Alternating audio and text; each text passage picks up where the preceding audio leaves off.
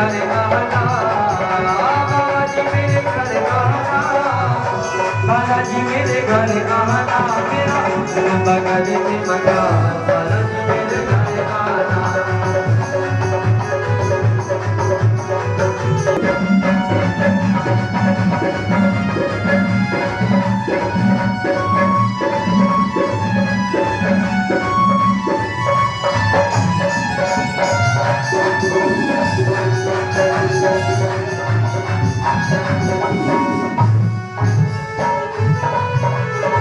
सारी रात बाबा भजन सुनाए, आज सारी रात बाबा भजन सुनाए, रोज जलेगी और बटेगी मिठाई, रोज जलेगी और बटेगी मिठाई, करके गरीब बका, करके गरीब बका, बालाजी मेरे घर आना, मेरा बगल में बका, बालाजी मेरे घर आना, बालाजी मेरे घर आना, बालाजी मेरे घर आना, बालाजी मेरे घर आना, बालाजी मेरे घर आना, मेरा बगल में बका, बालाजी मेरे घर आना।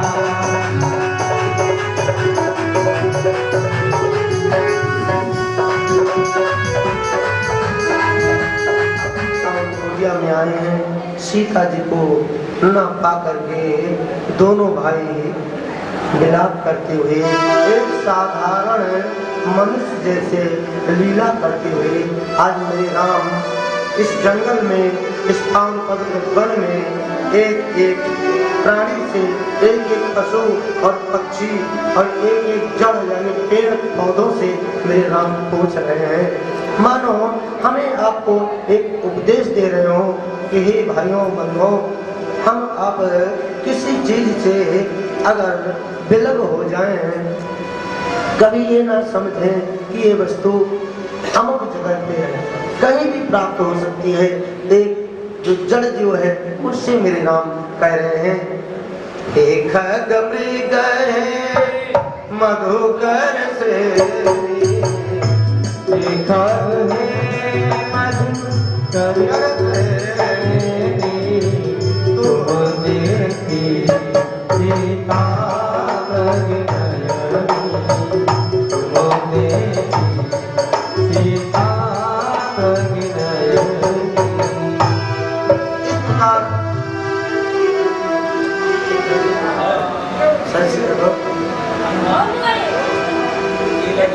सो बाटका ठीक करो मोहित, अरे भैया लीला कर रहे हैं और राम की लीला में हम आपकी सम्मिलित हो, आप उसी मार्ग पे जा रहे हैं जहां पर मेरी माता सीता जी को छुड़ाने का प्रयास करता हुआ जटायुगीध रावण से युद्ध किया और रावण ने अपनी तलवार से उसके पंख को काट के घेर दिया था। उसी रास्ते से मेरे राम निकल रहे हैं, भैया लक्ष्मण साथ में हैं और प्रभु को क्या दिखाई पड़ा, आगे पर गीत पति देखा, आगे पड़ा गीत पति देखा, सुमिरत राम चरण देखा, सुमिरत राम चरण देखा। भगवान राम की चरणों को याद करते हुए अपने जी को इस तरह रोक रखा है कि भगवान कब आ जाए मैं उनका दर्शन करूं और इस शरीर का परित्याग कर दूं। भगवान राम पहुंच गए। अब उस घायल जटायु को देख करके उठा के अपने हृदय से लगा लिया और अपना हाथ जिस समय उसके शीश पर रखते हैं, बाबा गोस्वामी जी बोले, कर सरोज सिर पर सो कृपा सिंधु रघुवीर, निरति राम छवि भाव विगत भय सब में।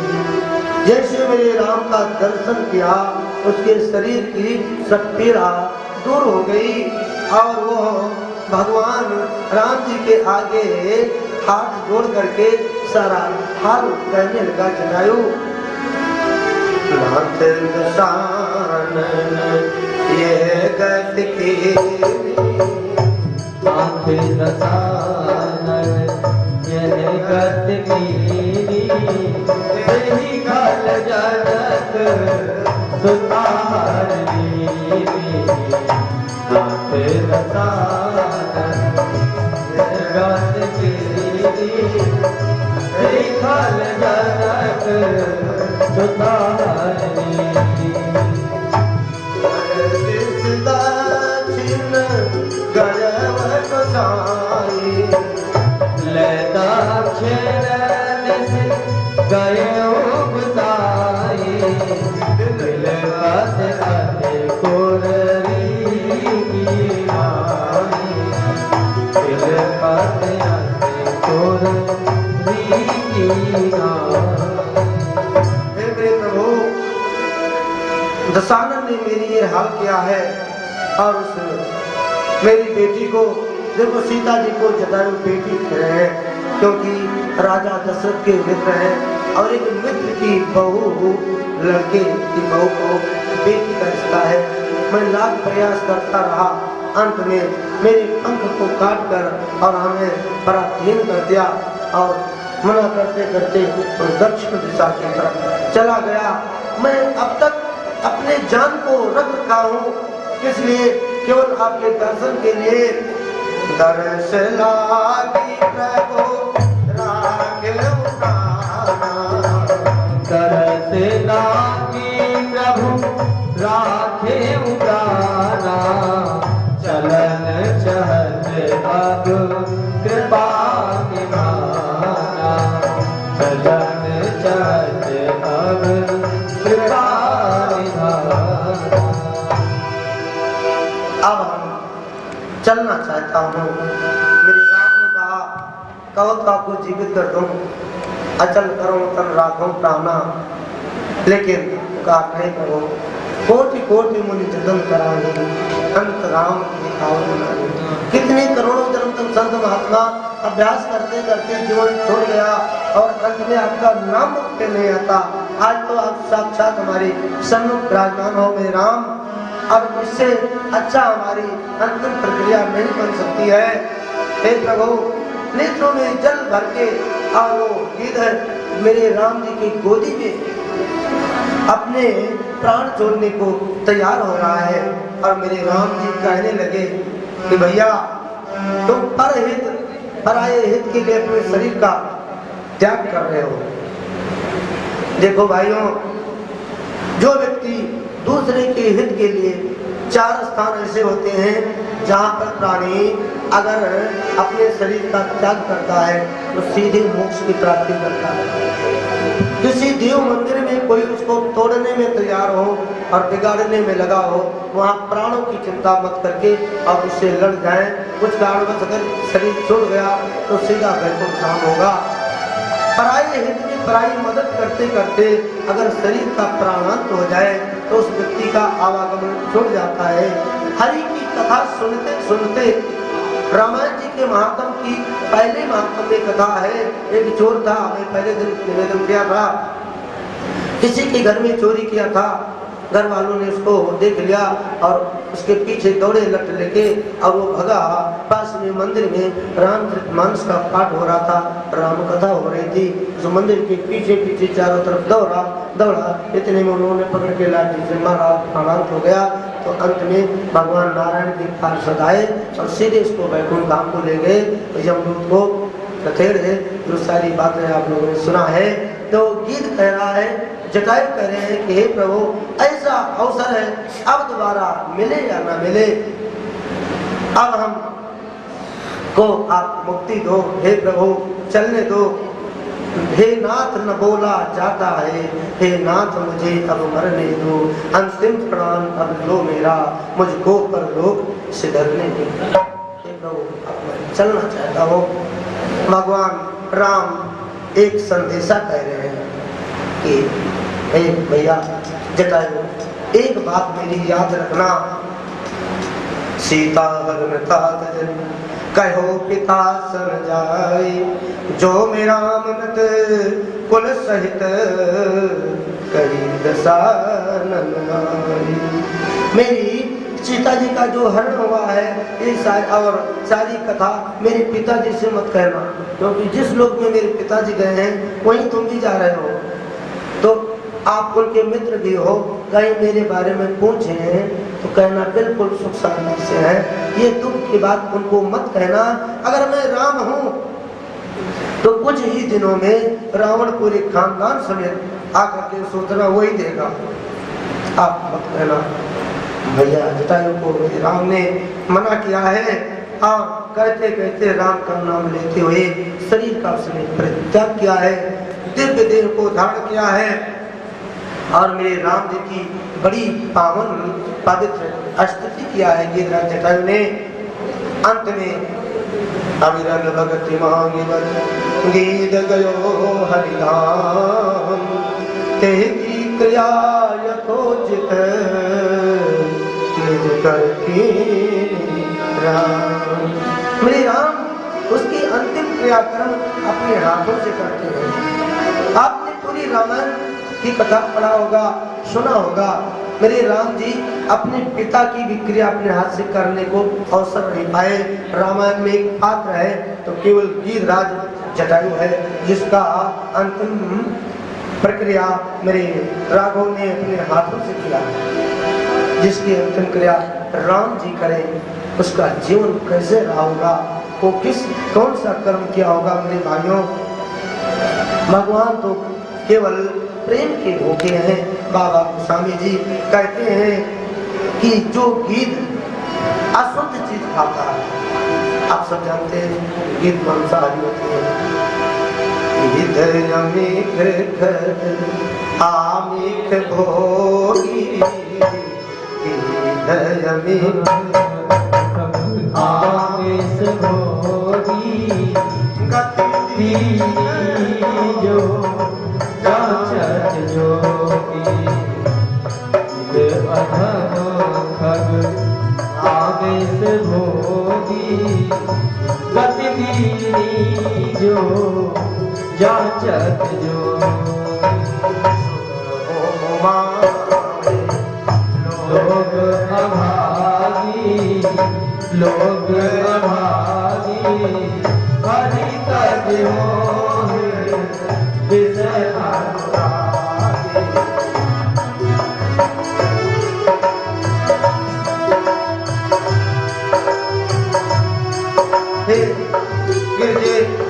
पार्वती से भगवान भोले बाबा कह रहे हैं कि वो प्राणी अभागे हैं जो ऐसे हरि को त्याग करके और इधर उधर की वासनाओं में रत रहते हैं। उनका जीवन नरक के समान है संसार। सुनो उमा, वे लोग अभागी तज हरि हो विषय। ऐसे राम को छोड़ करके, राम की भजन को छोड़ करके और वासनाओं में रत है। उनका जीवन किस प्रकार है कि देह मिले कर ये फल भाई, भजे राम सब काम ध्याई। परमात्मा को अगर हम मानव देह पाकर के नहीं भजन करते हैं तो हाथ में आया हुआ अमृत को फेंक रहे हैं, इसके बदले में जहर ले रहे हैं, ऐसा समझना मेरे राम। फिर वहां से इनकी क्रियाक्रम करके और आगे दोनों भाई सीता जी की खोज में फिर चल रहे हैं। रास्ते में एक कबंध नाम का एक जो है गंधर्व मिला। इसको एक बार दुर्वासा जी ने श्राप दे दिया था। देखो, ब्राह्मण का श्राप बड़ा कठिन होता है। श्रापवश जो है वो राक्षस के रूप में भ्रमण करता था। लेकिन जब पैरों में पड़े तो दुर्वासा जी ने इसके उपाय बता दिया था कि एक बार राम और लक्ष्मण दोनों भाई इस रास्ते पे आएंगे, अब तुम उन्हें देख करके उनके चरणों में पड़ना। उस समय वो सीता जी की खोज में होंगे, थोड़ा आप उनको नमन करते हुए और जैसे सीता जी की नाम के बारे में कुछ आप संकेत करना। भगवान की कृपा से तुम्हें मुक्ति मिल जाएगी और तुम गंधर्व लोग चले जाओगे। दुर्वासा जी ने जो श्राप दिया उसमें भलाई क्या हुई, उस गंधर्व की मुक्ति मेरे राम कर रहे हैं। और कहा जाता है जब वो प्रकट हुआ, कहने लगे तुम ऐसी गति को क्यों पाए? उन्होंने कहा दुर्वासा मुनि ने हमें श्राप दिया, क्योंकि ब्राह्मण का श्राप कैसा होता है? सापत तारत तरुष कहंता, सापत तारत तरुष कहंता, विप्र पूजे अस गावै संता, विप्र पूजे अस गावै संता। हम आपको बात बतला रहा हूँ, अगर ब्राह्मण श्राप दे रहा हो, ताड़ना कर रहा हो, परुष वचन कहते हैं, कठोर वचन कह रहा हो, मार रहा हो, फिर भी वो पूजनीय है। अगर उसके चरणों में पड़ोगे तो कुछ ना कुछ तुम्हारे हित की बात कहेगा। पूजे विप्रशील गुणहीना, पूजिय विप्र शील गुणहीना, पूजिय विप्र शील गुणहीना, सुजन गुण गण ज्ञान प्रवीणा, सुजन गुण गण ज्ञान प्रवीणा। ब्राह्मण उस प्रकार पूजनीय है। यहाँ पर एक बड़ा सुंदर उदाहरण है। आप लोग गंगा जी को बड़ा पवित्र मानते हो, गंगा जल का पान करते हो, ठाकुर जी को नहला के चरण लेते हो। काल में नारायण चरण अपना जन्म आने वाली गंगा, ठीक उसी गंगा जी में एक गंगा जी का जल एक मटके में भर लाए। एक जो स्वीपर होते हैं, सफाई वाले कर्मचारी, और उस गंगा जी में के जल के मटके में वो अपना हाथ डाल दें, तो क्या आप उस जल को पीने को इच्छुक रहोगे? अर्थात आप पीने को मन नहीं करेगा। वही घड़ा को ले जाके उस जल को फिर गंगा जी के अंदर डाल दिया गया, तो उस जल को आप बेधड़क पी लोगे। क्यों? गंगा जी के अंदर सामर्थ्य है उसको पवित्र करने की। ठीक ब्राह्मण के अंदर वो सामर्थ्य है, किसी को श्राप भी दे सकता है, तो उसको उद्धार भी कर सकता है। आज मेरे राम उस गंधर्व को समझा रहे हैं कि ब्राह्मण किसी भी भाव में हो, चाहे जानता हो या न जानता हो, उसके मुखारविंद से मेरी कथा जो भक्त सुनते हैं और कहने के अनुसार आचरण को लाते हैं, जो आचरण वो नर न करेंगे। आचरण में तो कम लोग लाएंगे, लेकिन जो लाते हैं उनको मैं उसी प्रकार मुक्त करता हूँ। जैसे एक गंगा जी के अंदर कैसे भी पाप की व्यक्ति क्यों ना हो, जाके स्नान करता है तो वो भी स्वच्छ और निर्मल हो जाता है। अनजाने में भी अमृत पान कर लेता है, वो भी अमर हो जाता है, और जो जान कर पीता है वो भी अमर हो जाता है। अग्नि को आप घी डाल के आहुति डालो, हवन करो, हाथ करो, तब भी जलाएगी। उसको एक लठ मारो, डंडे से मारो और हाथ करोगे तब भी वो जलाएगी। इसका काम है जलाएगी। तो हमारे प्रभु का नाम कैसा है कि नाम लेत भव सिंधु सुखारी, नाम लेत भव सिंधु सुखाई, करहु विचार सुजन मन माही, करहु विचार सुजन मन माही।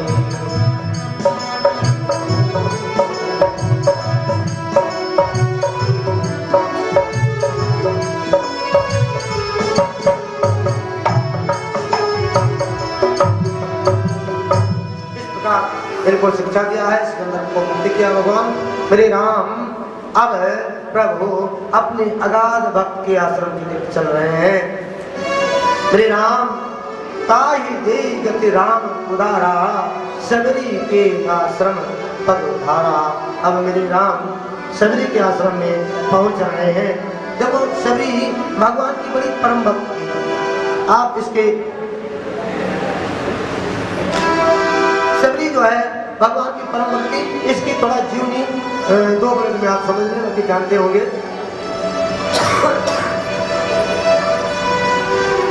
शबरी राजा सबर की पुत्री थी। ये भील था, निषाद था जाति का, और निषाद और भील पशु पक्षी को मारते थे, उन्हीं से जीवन यापन करते थे। शबरी की उम्र हो गई।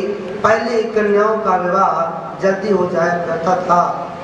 कन्या के शबरी के विवाह का जब समय हुआ तो ये जो भील था उसने अपने पूरे रिश्तेदारों में न्योता दिया और सबको बुलाया।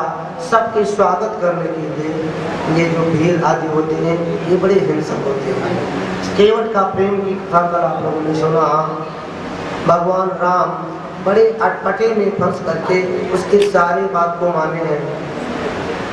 उसके प्रेम को देख करके हाँ कर दिए हैं, लेकिन पाप उसका क्षमा के योग्य नहीं था, क्योंकि ये सब मछली बहुत मारती है। और एक राजा की कथा भागवत में आती है कि वो